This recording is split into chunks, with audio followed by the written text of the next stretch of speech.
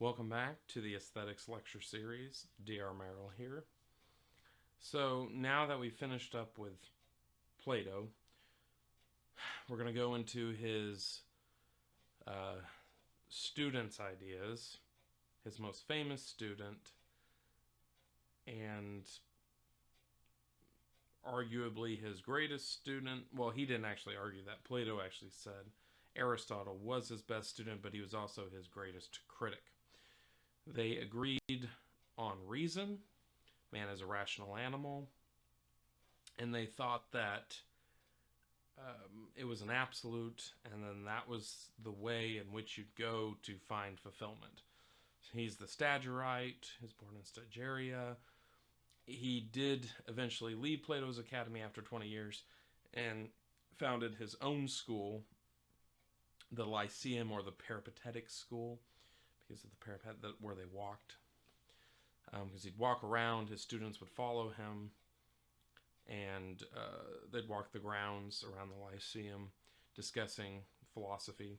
What we have are Aristotle's, basically his lecture notes. The most notable ones, metaphysics, the organon, which sums up his logic and posterior analytics, and that's what he's really most noted for. He's a great epistemologist, one of the greatest, and the founder of logic, the syllogism, and whatnot.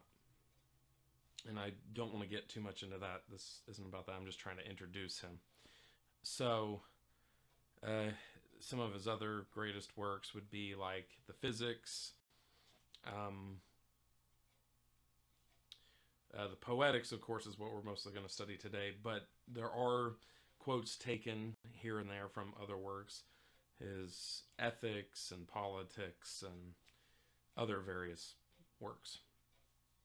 Oh, and De Anima, or On Psychology. So, let me pull up my notes here. So Aristotle's system is much more systematic, and it is more particular than abstract in orientation, but it is brilliantly abstract as well. He's more concerned with particular material reality than Plato was, the ideal and the beyond, which we can't prove. We just have an intuition and metaphors and analogies and allegories. So we gather most of Aristotle's views on traditional aesthetics through the Poetics, as I mentioned, and the Rhetoric, actually. The Poetics focuses mainly on techne, and some of the passages from other various books, like here's a quote from the Physics. So while Aristotle, he rightly suggests, quote, there is a purpose of things that come to be and exist by nature, unquote. So things are limited, in a sense, to a kind of natural determinism. But an art in the realm of man is not limited to such. Aristotle wrote, quote, in general, art in some cases finishes what nature is unable to accomplish. In others, it imitates nature. So, pause here on the quote. He agrees with mimesis, which is imitation. All right, let's go back. If then things that happen in accordance with art have a purpose, plainly things that happen in accordance with nature will too. For the relation of the earlier and later stages to each other is in the same way as it is in art, unquote. This is also from the Physics. He's using the more general, like I said, techne. It's a technical skill or craft, that connotation. Aristotle acknowledges Plato's quest on the place of the artist in the scheme of the state and the lying, the noble lie. If it be objected that the description is not true to fact, the poet may perhaps reply, but the objects are, as they ought to be, just as Sophocles said, and that's what he drew. But that's what draws men to want to put hope and a sense of idealism in their work, the way they ought to be, as Euripides said that they are. If, however, the representation be of neither kind, the poet may answer, this is how men say a thing is. This applies to the tales about the gods. Aristotle's system is not as authoritarian, but it still is authoritarian. Aristotle is the philosopher who brings in, this ontological essence of an art, of becoming into being, an accident from a substance according to, the individual's dictates of their personal reason. Although Aristotle believed that, like Plato, art imitates nature, he did stress that, quote, technion does not apply to things that exist or happen necessarily, so these would be natural things, or to things that exist by nature, such as they have their starting point in themselves, unquote. Furthermore, in Book 2 of the Physics, Aristotle says, quote, in general, art in some cases finishes what nature is unable to accomplish, unquote. So this quote is significant because it suggests that the artist can surpass just a pure imitation or mimetic level, and they can actually perfect nature. So as Dennis Dutton takes note on Aristotle, remember I mentioned him briefly before in a previous lecture, he's the Darwinian aesthetician. Quote, for it is an instinct of human beings from childhood to engage in mimesis. Indeed, this distinguishes them from other animals. Man is the most mimetic of all, and it is through mimesis that he develops his earliest understanding. And equally natural that everyone enjoys mimetic objects. A common occurrence indicates this. We enjoy contemplating the most precise images of things whose actual sight is painful to us, such as the forms of the vilest animals and corpses, unquote. Aristotle's Poetics is still a standard for the playwright or the writer. Art is distinguishable from nature, as we've mentioned, and using reason, as Dutton had hinted at, a work of art, something made from the ability to create, so a human endeavor, it is made as an end in itself. It's a very important point, an end in itself. Just as the art is an end in itself, the artist is an end in himself. So he is known not as an agent, but a producer. A skill requires an ensured product. Okay? Thus, the point of origin dwells in that of a producer, not a product. This is the difference of a creation and something that's just natural, that's cyclical. A tree is, a seed, as is said, and then it blossoms, it withers, it dies, and as it was alive, it produces more seed. The natural process. In Aristotle's psychology, the artist employs his cognitive faculty of imagination when producing a work of art, and this product to be resides as a creative product from the vision in his mind. So he has an idea, maybe not always exactly, but he has kind of a range of inquiry or understanding, rather, because he knows what he wants. And he's going to, as he's building this or making this, he's going to, get from taking matter and he's going to reshape it into something that is final. From craftsmanship and the perfection of technique, all encompass, quote, standard of artistic goodness, unquote.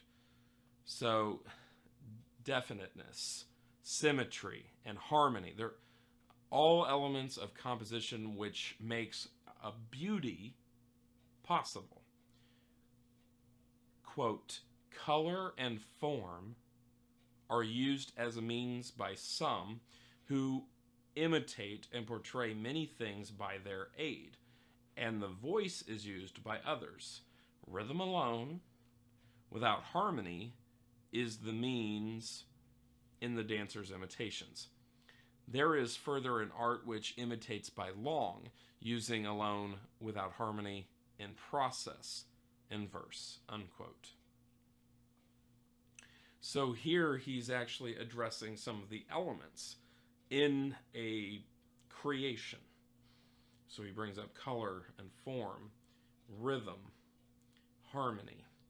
Do you see how fundamental this kind of thinking is? And in some respects, he's in a sense what we have, because many of these ancient thoughts have been lost. Things that have been written down that burned at Alexandria or whatnot. Who knows what happened to some of them? It still points the way. Like, we really are no further, in a sense, than what Aristotle really had accomplished. Sometimes he's very Platonic, but he's distinctly Aristotelian. At the same time, or he pointed a new direction. He would be the father, really, in a sense, of the Enlightenment. At least the good parts of it, not the bad parts. He would be a father of the Enlightenment. He'd be a father of evolutionary theory, and he would be the father of individualism, political and ethical individualism, which is diametrically opposed to Plato's kind of collectivism, which stems from his theory of forms. If we participate, the particulars are not perfect. We participate in a perfect oneness. Well, there you go. There's your wholeness. There's your communal, communistic, statist authoritarianism. And it's very altruistic and self-sacrificial. You exist to further everybody else's end of the state, whatnot. So, in a sense, Aristotle's ideas, via John Locke, are really what led to the founding principles of this country.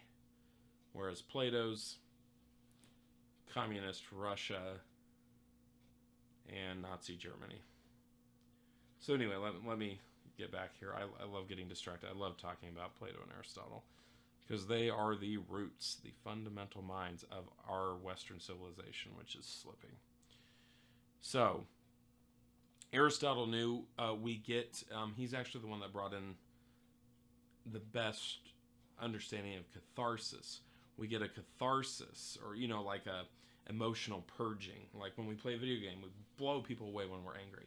That is a more healthy way of engaging in a mimetic safe zone versus taking a gun, going out to the school and shooting somebody. So, catharsis. It's an enjoyment, from violence. And we see that in Greek tragedies, and he talks about this in the Poetics, how to write a story structure, how to develop a play. And it purges specifically the animal nature in our souls. There's an intellectual stimulation and animalistic behavioral purge. We can do this in the art of mimesis. He calls this universal. So it applies, it's applicable to everyone. Quote, "The pleasure felt in things imitated. We have evidence of this in the facts of experience. Objects which in themselves we view with pain, we delight to contemplate when reproduced with minute fidelity.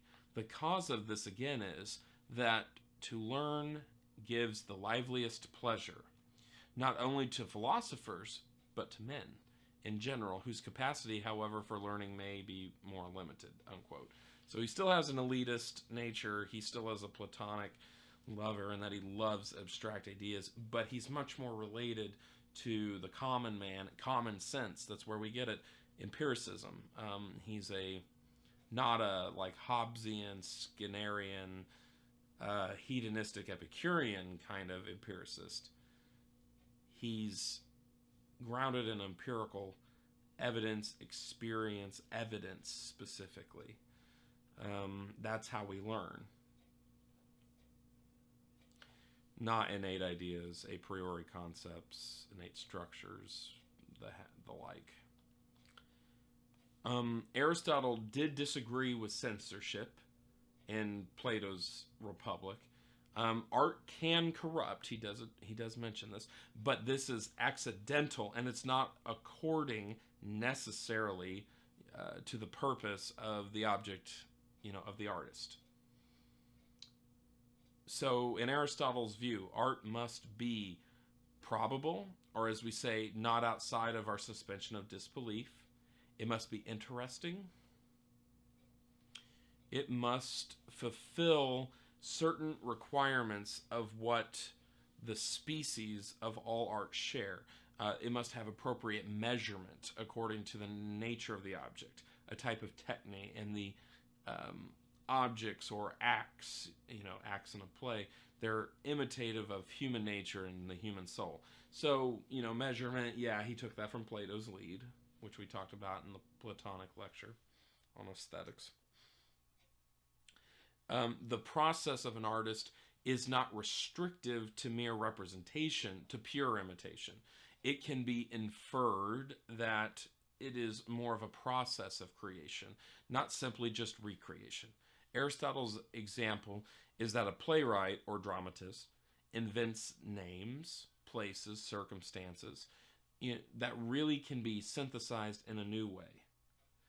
In a sense, Plato is concerned with the inspiration according to his idealism, and Aristotle is concerned with our abilities to create within the confines of our limitations, both of material and just of the influence and inspiration in human existence itself.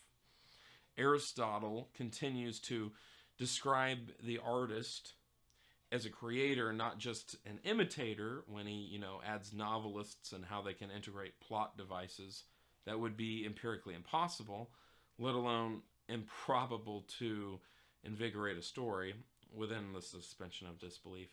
This itinerary of an artist's work can actually shift or evolve to a completely different orientation that can pursue an avenue even more worthy, challenging, or better, than what we previously intended. In the physics, again, there is an acknowledgement that the artist can, in fact, acquire superiority to that of an imitation, that the flaws seen in nature can be improved upon an artwork, that the artwork can be, quote, superior to that of reality. That is a purification of the natural. In this aspect, Aristotle varies greatly from Plato. Aristotle, like Plato, is interested in madness. Remember, we talked about the 4 different types of madness. However, the crucial nature of erotica and beauty are somewhat muted in Aristotle. Aristotle seems to suggest that even tragedy can bring about important moral truths, universal understandings, that it is primacy over any idealistic search for the metaphysically beautiful that is found in Plato. Aristotle brought the foundations of science to subsequent thinkers. Ptolemy, from Alexandria, for instance, who's the father of geocentric model of the universe, and Archimedes, who discovered the relation between volume of a sphere and its surface and a circumscribing cylinder, i.e. the hydrostatic principle. The geometric ideas that these scientists made were done with creative, visually thinking, ideas of science and art were at one time a great deal less separate than they are today.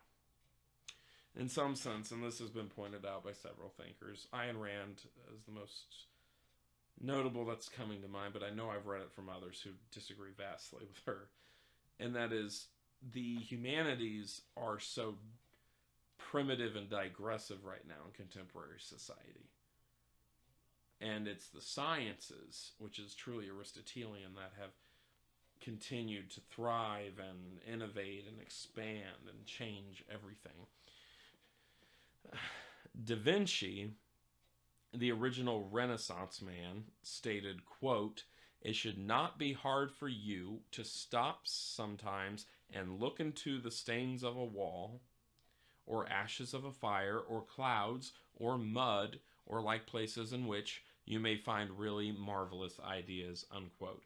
So you can see the Greek civilization gave us this ingenious way to kind of like build our social structures and make society a better place.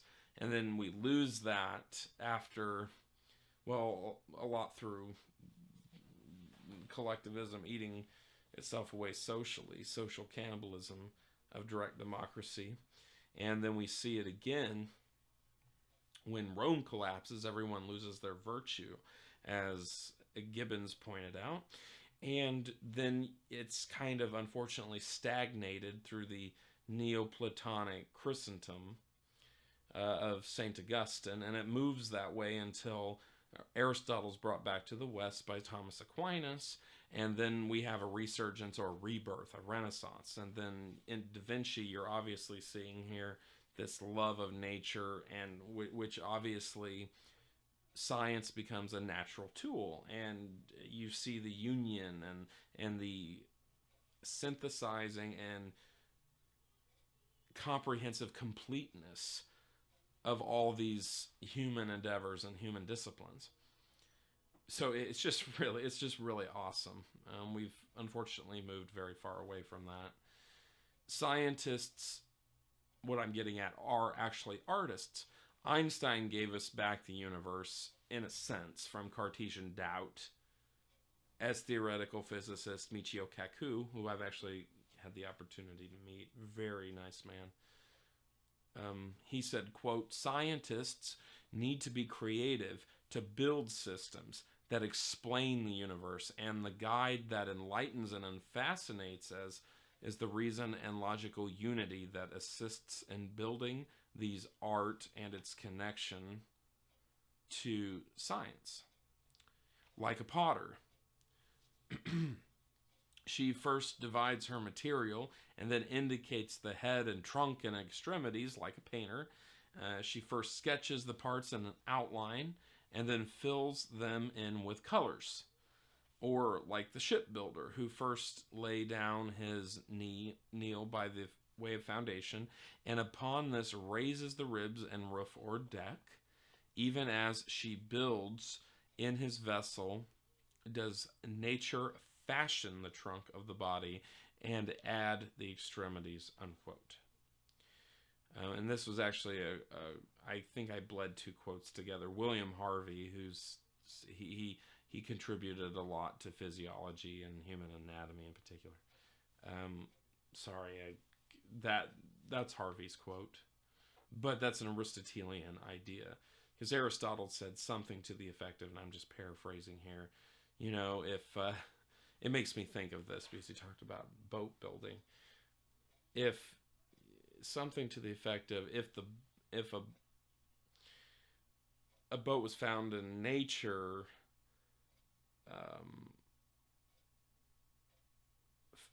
as a final cause, you know, we wouldn't have to build it to the, I don't know to what extent that actually I butchered that. Don't listen to me. But I mean, his point was, in art has to be something that is made from raw materials. It's, you know, a boat isn't made by nature, it's the wood. I think we're going to go ahead and skip the last few minutes of this lecture, and we're going to go into Plotinus, who is a Roman Neoplatonist. He's much more ascetic and self-sacrificial in his orientation than Plato is, but he wrote the Aeneads, and he discusses beauty at length in the Aeneads as well as other Platonic forms. In the system of the Roman Plotinus, there was an evolution of Plato's theory of pure forms to a sort of hierarchy of forms, okay, where beauty resides at the top. And I think rightfully so, because again, and I've said before, beauty is the evident, the form that houses all the evidence that connects all the other forms together: truth, goodness, oneness, or wholeness. It's beauty is the visible evidence of such. If, reasons Plotinus, beauty begets beauty because, quote, all virtues are a beauty of the soul, capital soul, unquote, then beauty and, quote, all the loveliness of this world comes by communion in ideal form, caps, unquote. So Plato and Plotinus thought true beauty could never be achieved by anything reasonably ugly. Plotinus writes in the First Aeneid, quote, we may even say that beauty is the authentic existence and ugliness the principal contrary to existence. And the ugly is also the primal evil. Therefore, its contrary is at once good and beautiful, or is good and beauty. And hence the one method will discover to us the beauty good and the ugliness evil. I'm throwing my hands up every time he capitalizes a word. And that's a quote right there. Plotinus is little more than a rehash of Platonic idealism, especially in the sense of a mystical and harmonious state, a perfection and integration with beauty.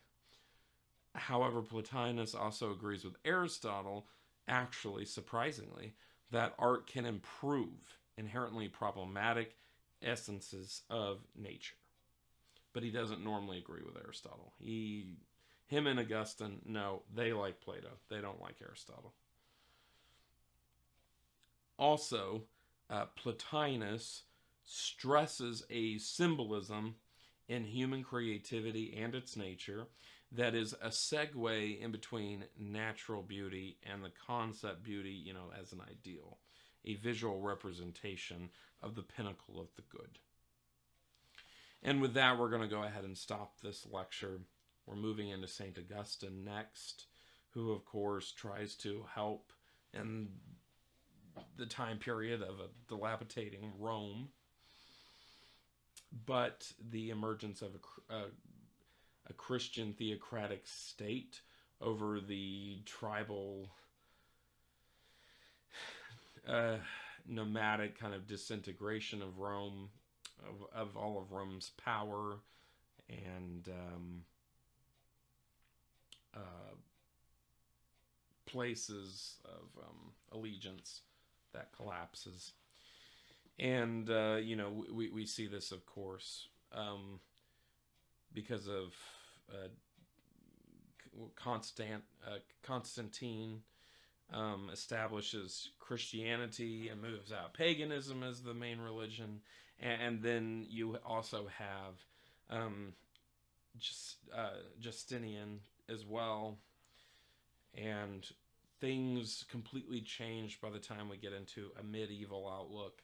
And art, unfortunately, pulls back in importance in these periods. And the bodies of reliefs and statues are much more rudimentary. Even illuminated manuscripts, you look at these, the figures are just kind of like a solid beanpole, like a drape. You see little feet sometimes sticking out if you're lucky, and then the little hands, and they're all it's not from direct observation. The empirical senses are not philosophically valid in this period, and we see a much more,